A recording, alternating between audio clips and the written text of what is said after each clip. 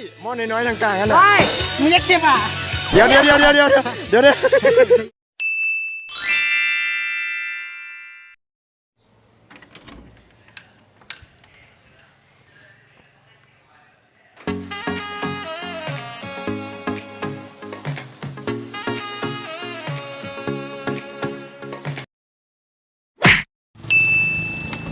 ตัวจอบตู้ไปตู้หนึ่งคนเดียวดีเลยเบิร์ดแท่งของฟังนั้นของฟังนั้นจะไว้แท่งหนึ่งมันชนิดไปว่ามึงนะต้นตีนเนี่ยมันกระทืบกัน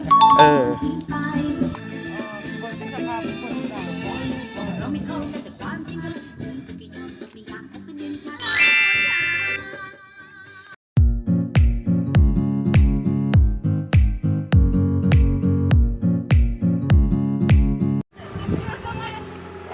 คริสเตียโนโรนัลโดเคยทำให้ข้อมือของแฟนบอลของเขาลูกฟรีคิกลูกนั้นยิงโดนข้อมือของชาลีซิลเวอร์วูดเด็กหนุ่มฮะลูกนั่งอีกคนเลยโอ้โหจังไดมาโคตรซาบอกปอบเด้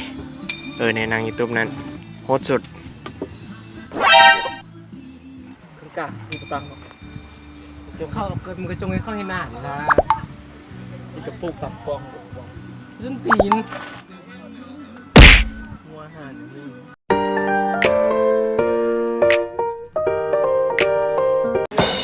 มาแน่กระหูเดี๋ยวรับไฟทายแล้วผู้ทรงผู้ตีมเลยนะปั๊บผู้ทรงตีม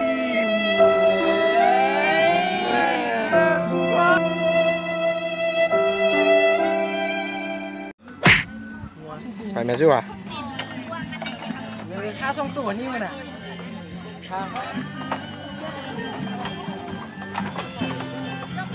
ได้หัวหน้าบัตรเข้านั่งถ่ายตาผู้ไล่ละกินกูเนาะเดี๋ยวจะเบิ่มเดี๋ยวสู้เฮ็ดยังกันดิวยังกันโอ้ยหน้ามึงเดี๋ยวกูว่าจะกินมันมือไปก่อนมึงได้มึงอ้วก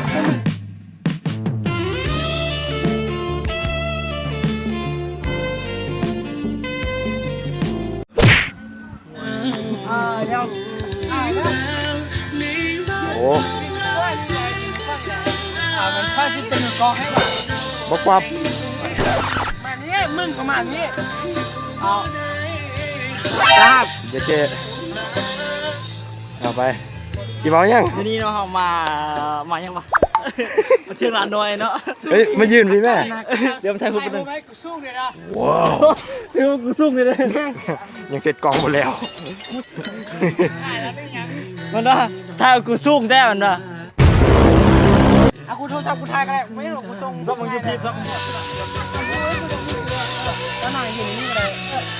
กินไปเลยแล้วมึงเบิ้งไปฟังนั้นนั่งเบิ้งไปฟังนี้ยืนคนละมุมกันเฮ้ยหม้อน้อยๆต่างๆกันนะได้มึงยักเจ็บอ่ะเดี๋ยว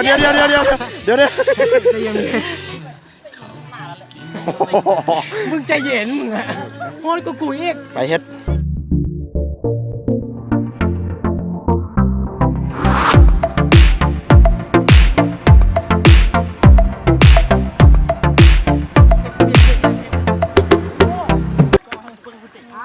ป้าไปมาแล้วคนยุ่งเดี๋ยวนี้โคตรตันทางเลยตกบ่ตายแล้ว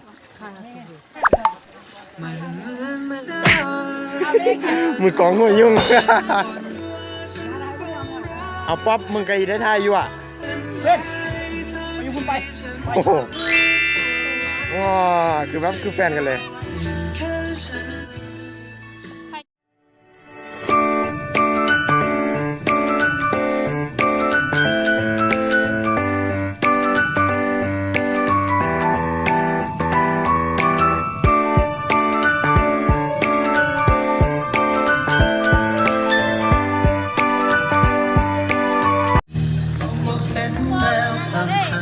นี่ค่ะเข้าเอ็มได้มาเลยใช่ไหมนะเอ็มเดี๋ยวมายิงกล้องเนี่ยเอากล้องกูแจ้งเลยดูโอเคเอานั่งคันธรรมะก็ได้นี่ยืนจ้าก็ได้กูอยากยืดเดี๋ยวพอดีกูอยากยืดให้เลยถ้าบ้านนี่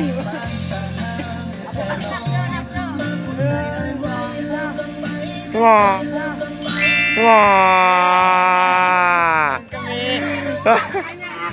ส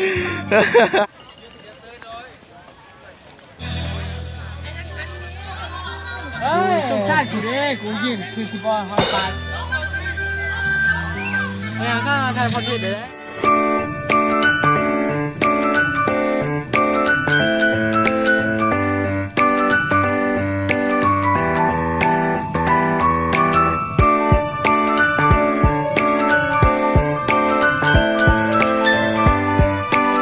ไปเปลี่ยนไหนแบบลุย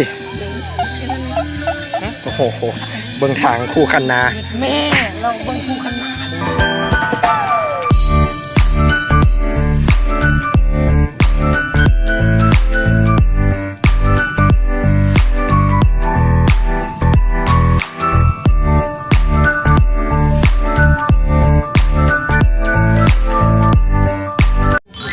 อ๋อเบิ่งอันนี้กับบน้อยหน้ามีหนากับตกคันนาไอ้ยเบิ่งเด้เฮ้ยงาม เสียบบัตรดิเฟรน